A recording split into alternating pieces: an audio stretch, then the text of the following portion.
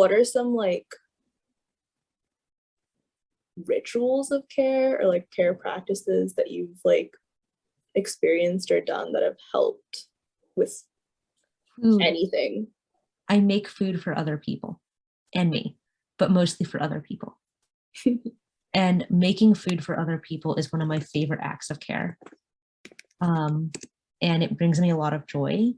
It makes me feel really good. And then I really enjoy when other people are eating my food and they're really enjoying it. Like, that makes me very happy. I love that. Yeah.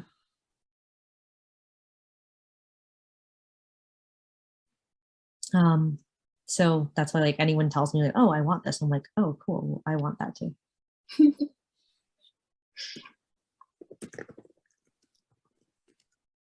And also like bringing people together also makes me really excited. Like just like hanging out and stuff. I don't know. Well, it can be any form of bringing people together. It can be hanging out. It can be like at a conference or a panel. It can be at a march or demonstration. It can be in a group. It can be like any form of like people getting to be together. That's really exciting. I feel like those answers make a lot of sense in terms of how I've also experienced things that are more healing. It's like sharing food with family and friends, bringing people together. It also feels like a very like immigrant way of like, I don't know, getting things. Food. I don't know if you've seen Turning Red, but I watched it a couple of days ago. I have not, but I've heard about it.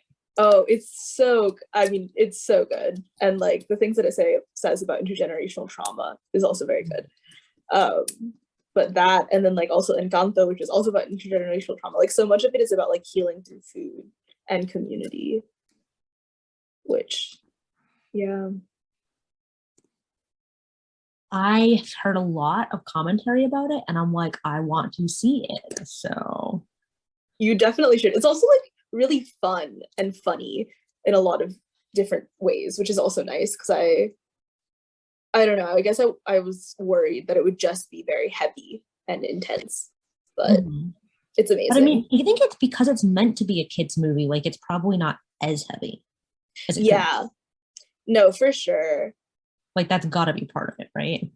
Yeah, no, I think because it's for like aimed at kids, supposedly, like it's not as heavy as it could be. And like there is a moment that's really heavy at the end of it, but like I don't know, it does a really good job of like dealing with things subtly, I feel like, and like talking about them in different ways, which is cool. Sorry, I'm also like very sleep deprived and like have been dealing with some like stomach stuff. So if this like, are you okay? When did you last get sleep? I slept last night, but I slept for like, I've kind of been sleep deprived for like the past like month and a half. Okay. Like what are the things? Is it like medical disability stuff? Is it work? Like what's going on? It's honestly, it's really just like it's like my stomach hurts. And like I've been dealing with like IBS for years at this point, but starting like last summer, it started to get a lot worse and I like stopped being able to eat a lot of food. My friend who lives here, who's my queer partner, they have very intense IBS. I put them on the low FODMAP diet and it severely helped. There is a service which it costs money, so it might not be financially accessible. But if you have access to any amount of money or can pull it together with friends or community, Epicured is the only meal delivery service. It's so spoons friendly. Everything's microwavable. Everything is low FODMAP, but it's more expensive than groceries because it's food. But it's less expensive than eating out. So it's like in that in-between space where it might not be affordable, but if it is possible to afford it, there's also cheaper versus more expensive options. Everything is certified low FODMAP. And so when they're not here, like where I'm making food for them, we get Epicured meals. Wait, that's so awesome. I've not heard about this. And it's the only one of the meal delivery services that doesn't have just bland white people food. Like they have some actual flavorful, like not just white people food. It's not as good as like anything I make, of course. Yeah. So everything I make here is low FODMAP. But like for what you're paying and for it being, and for the convenience and spoon friendliness of it, it's perfect. That's amazing. Yeah, I like, basically, I've been having chronic pain in my hands for the past exactly a year, which means I've stopped being able to cook and like have like had a lot less control over what I eat as well, which has been deeply depressing. So this is really cool. And yeah, I tried the low FODMAP diet and I see a GI, and the low FOD, it just like didn't really alleviate my pain. But then starting in like December, it just has gotten worse and worse to the point where like I'm nauseous very, very often now. And like I'm like kept awake later because my stomach hurts, and then I have to like eat yogurt or smoke weed or like take Xanax or something to like calm myself down enough to go to sleep. But then like my stomach pain like wakes me up in the morning. And so like that's like the biggest issue, is that I'm like unable to sleep enough because my stomach pain keeps me up and then wakes me up too early. And that's what happened last night. And I don't know what to do. Like, so that, do you yeah. currently see a doctor that's actually good who's helpful, or do you not currently have access to a doctor that's good and helpful? I see a GI who's like, I guess I have not gotten help. Yeah, I see a GI, and I actually talked to another one too who work in the same office, and they've like tried different medications, but nothing has helped. And so they're just like, I'm getting an endoscopy on Thursday, so maybe that'll have answers. But I guess I haven't actually seen a stomach doctor that's actually done anything helpful. They just keep trying things and nothing has worked. I mean, it might not be a stomach issue is what I'm wondering. Like it could be something else. Like you have IBS, but also there's other stuff. Yeah, I do see I'm seeing a rheumatologist for my like hand chronic pain and my back stuff, and they think I might have like spondylitis, so they're having me do an X-ray. Oh, that's so what my friend Sharmista has that I just texted you. Oh, really? Mm-hmm. Yeah, that could be it. Yeah, I think that could be it. I don't know how much it impacts IBS, like stomach stuff, but I know there's like inflammation involved. I think it's probably connected to stress, and also well, I mean, like stress makes everything worse. Like it's not that it's not real or that you don't have it as a baseline, but the stress is making it way worse. Yeah. Yeah. And what else would be helpful for your thesis from me? I guess let me look at what I wrote down. Oh, okay. So I have this one question, which is just, so I've been like, as I've been reading like disability justice texts and like talking to like Mimi and Lawrence and working with like APAC, I've seen that there's a lot of like overlap between like the disability justice and like Asian American community. And I was wondering like what your thoughts were on like why there's such a significant overlap. Like there's so many like prominent disability justice artists, activists, scholars who like are Asian American as well. And I haven't seen any like scholarship about why that is. So I'm just asking all of the people I'm interviewing what their thoughts are. It's just people who are marginalized to begin with for whatever reason, right? We're incentivized to think about the experience of our marginalization and to find meaning and sense out of what happens in our lives and our communities. And disability is more prevalent in every marginalized community than it is in every privileged one. So it's not surprising. It's not just among Asians, right? But there's a lot of Black disability justice scholars and activists. There's a lot of Latinx disability justice scholars and activists. There's a lot of openly trans ones, whether white or POC, right? Yeah. And so like all of us are just that much more likely to be thinking through like, how do we understand our experiences and our communities and what our communities' experiences are? And I think that's primarily where it comes from. That makes a lot of sense.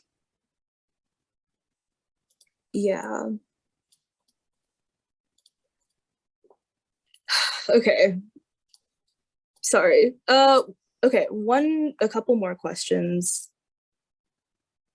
I don't know. I guess apart from or including like, I don't know, how do you keep going? Like, I know that like food and like community are what keep me going, but also there's just such an overwhelming feeling of like exhaustion so deep in my bones, and I just don't know how I'm gonna like I know that being a college student is a part of it and it's awful, but how do we keep going? One thing that I tell people, and I tell people this all the time, especially younger activists and organizers, is it is so important and critical for our grounding and our mental health and our long-term sustainability to have one or more people and or one or more activities or spaces, that can be a literal space or a metaphorical one, that are not tied to our activism, and to cultivate that, whatever that might be, like whether that is growing plants or playing a sport intramural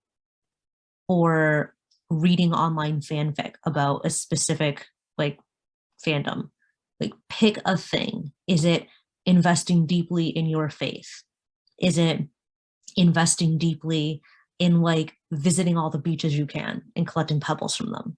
Like, whatever it is, like no matter what your budget or access to resources is, or if you're stuck in your house or if you can go anywhere you want, find and cultivate one or more relationships and one or more activities or spaces that are not directly tied to or about your activism. That doesn't mean that the people can't also be activist or marginalized, but it does have to mean that they're people where your primary connection to them isn't through your activism. Because that gives you grounding, it gives you respite, it gives you something to return to, and it gives you a chance to be outside of the stuff that's stressful and demanding and overwhelming. Like, whatever that thing is, like it can be literally anything. It can be archery. It can be like creating furniture. It can be like getting really fancy about dyeing your friend's hair. Like, you know, it can be literally anything, but it needs to be not tied directly to or about your activism. And that's not because we stop being who we are in other spaces, but it's because we need a break from having to constantly think about who we are. Yeah. That makes a lot of sense. And it's definitely how I just met you, so I have no clue what that thing might be for you. Yeah. But like, that's why it's like, here's like a million different examples. Yeah. And it needs to be a place, a space, or a relationship in which we're not being expected to be an activist or talk about our activism. So like, for example, like if like you really liked the archery idea, like where the people who are at the archery club might know that you're an activist, like they might know that information, but you're not there to be an activist and you're not there to do activism. And of course, part of this is also like, is this hypothetical archery club one where it, like they're not awfully disgustingly racist? That's not a break at all, but they don't have to be activists and on top of everything either. Does that make sense? Yeah. Like, it could even be like mostly white people and mostly conservative ones if they're actually just respectful. Which does happen, surprisingly. Yes. Sometimes in more ways than among like people that are supposedly radical and activists and on our side. Like, I've been around some people that are supposed to be like these deeply conservative, very, very white spaces who will like probably screw up in some ways, and they do, but like it's clear that like they're trying to just live their lives and be respectful of me living my life. Like, weirdly true example. I have an aunt and uncle who are apparently massive Trump supporters, and like that makes me deeply unhappy and displeased. They were my closest aunt and uncle growing up. They're very white and they're deeply fundamentalist Christian and apparently super Trump supporters. And I just mentioned, this is right before the pandemic. Yeah. Oh, my partner and I were thinking of traveling out to your state. And they're like, oh, well, like she and you are both welcome anytime. Like, and like, that's not the correct pronouns, but like clearly indicating that they know we're gay. They know we're gay married. And they were like, we've never even met her and we want to meet her. And like, does that mean that I think like that I trust them politically? No, I do not. And I'm deeply concerned by them and their politics scare me. But like spending like the week there might actually be a good experience because they're not making me be an activist by being there. Like they're not fighting me, they're not belittling me. Clearly, like they're willing to be respectful, like in ways that were frankly surprising, like that I wasn't expecting. And like it's a space that's removed from my life. So like that's an example of a relationship or space that's removed. But it doesn't have to be that, right? Like it could be like a group of a whole bunch of South Asian people who are also disabled. But when you're spending time with each other, it doesn't have to be talking about being South Asian or being disabled. Yeah. You're getting together like to watch trashy TV every Friday, like virtually on Zoom or in person, right? So like it's not even about the demographics of the people, or are they an activist, or do they share your politics or markedly not share your politics, but are they people who are overall being supportive, who treat you respectfully, and who are not expecting you to be in the role of activist in that space?